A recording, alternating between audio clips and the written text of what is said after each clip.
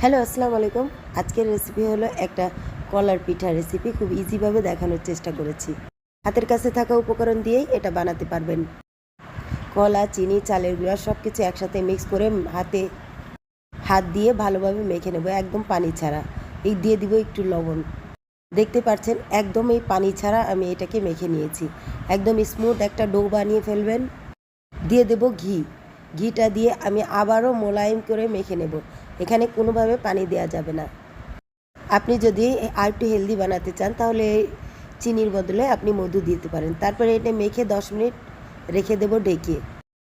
10 minute পর এখন আমি পিঠার শেপ দিয়ে দেব। আর একটু স্মুথ করে মেখে নেব এটা। তারপর এখন এইভাবে ডো বানিয়ে একটা রুটির আকার দিয়ে দিব। তো এখন আমি এটাকে একটু হালকা বেলে আমি রুটির আকার দিব।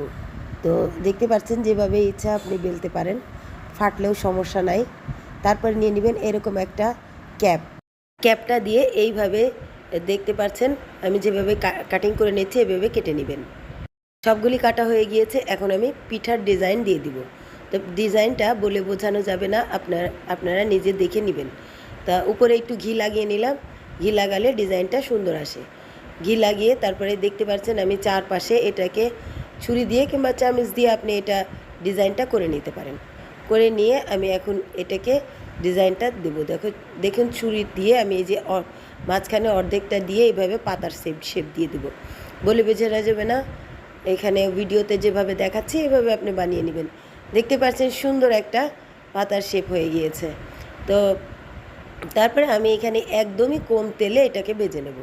আপনি চাইলে এটা ডুবো তেলে ভাজতে পারেন, কিন্তু আমি একটু কম তেলে এটাকে ভাজবো।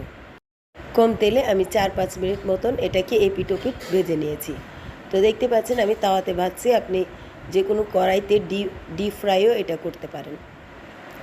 তো এখানে দেখতে পাচ্ছেন আমি এটাকে হালকা লাল করে ভেজে নেব অল্প তেলে। এইভাবে উল্টে পাল্টে দিবেন। আমি সবগুলি এইভাবে পাল্টানো হয়ে গিয়েছে।